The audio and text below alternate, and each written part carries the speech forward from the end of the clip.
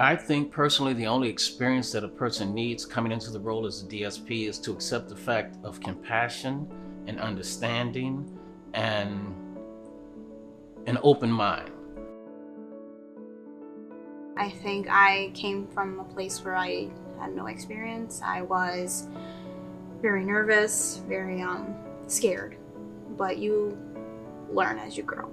I didn't have any experience actually, so I just kind of found a job online and it sort of coincided with the degree that I just got.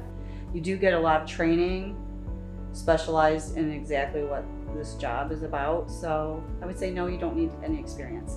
So in regards to training, we had some like CPI, CPR, we had Relias training, which was about a 2-week course of online computer training. You got to learn a lot about the IDD community, different types of safety things. Or, there may be no behaviors for a period of time.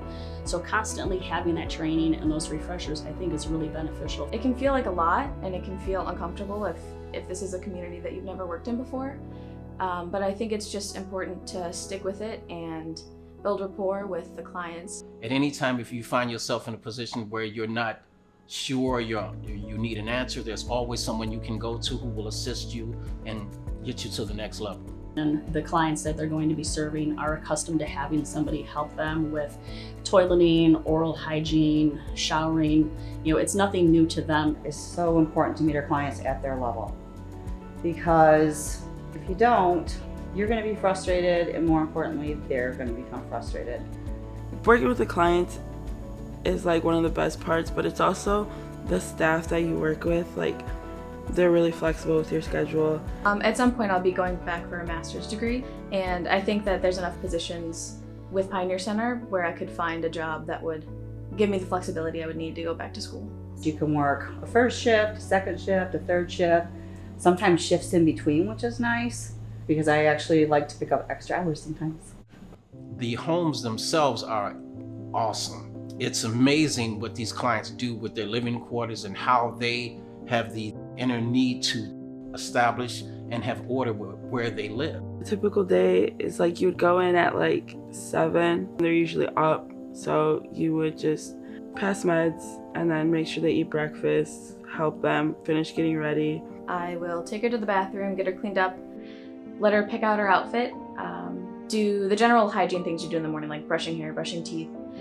We usually leave the house around like 8:30 to be at Pioneer by 9. My favorite part about day program would definitely be you're with all of the clients. And I wait for that energy that the clients bring every day, because no matter what they've experienced, a new day to them is actually a new day. At 9 o'clock is when our programming day begins, which means that they get to choose either an on-site activity or they get to go on an outing if they've signed up for one. Some of our outings include going out bowling, going to the Riverwalk. We also do a lot of seasonal outings. Maybe we'll go to a pumpkin patch, or maybe we'll go strawberry picking, things like that. At 12, they get a 30-minute lunch, and after that, they get choices of an on-site activity. It can be anything from gardening, art classes. We also have goals that each of our clients need to meet, and those could include writing, counting money, or even learning an emergency phone number that they can contact. At 2 o'clock, our day ends.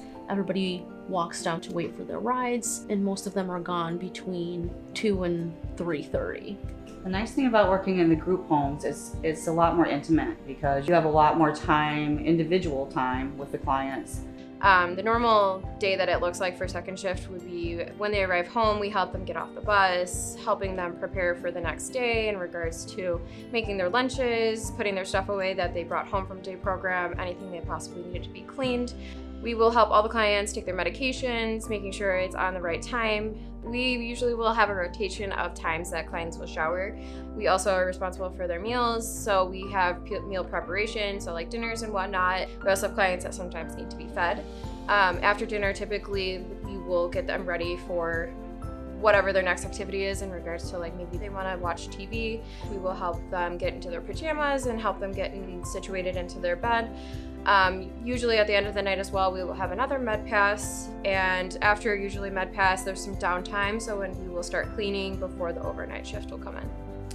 The night shift, overnight shift is, you go in at 11, and then most of the clients are sleeping. You have to follow like a checklist, so like you just go down the checklist and make sure everything's checked off, and then you just wait till morning shift comes at 7, and then you can go home. I didn't expect to find something that could be a career path.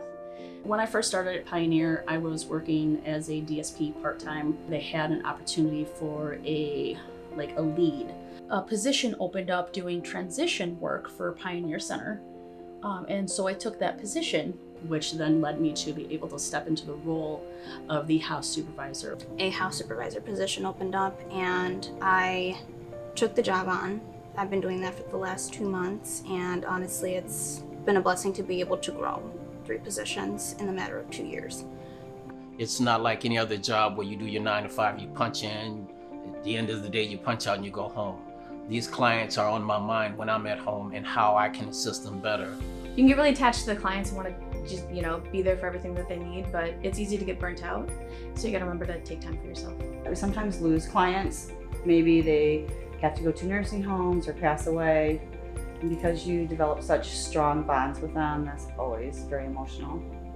Avoiding burnout can be hard, especially on days when it seems sometimes that behaviors and things that go wrong all happen at once. The most common behavior that we see in the house is probably like crying or like kicking, biting. It can be a little challenging, but I think it's just worth it in the end. You give that level of care where you're helping them eat and bathe. I don't think there's any human way not to feel a bond and connection with them. I think what sets Pioneer apart from the other jobs that I have is this is probably one of the most rewarding. Yes, you're gonna come into work and you're gonna have challenges and you're gonna have behaviors, but there's never been a position that I've held in any company or factory or anything where you can walk in and you get love, you get appreciation, you get acceptance. You create like a bond with clients, and they're so sweet and so funny. It's bigger than me. And that's what I find rewarding, is that I'm doing something that actually makes a difference.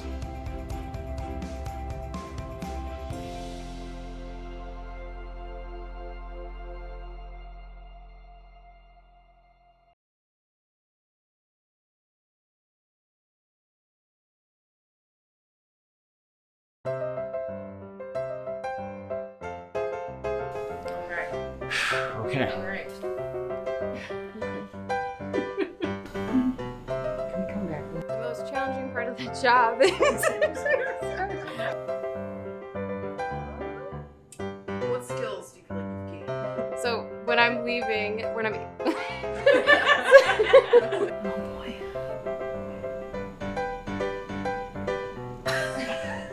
You're a natural. It's so funny.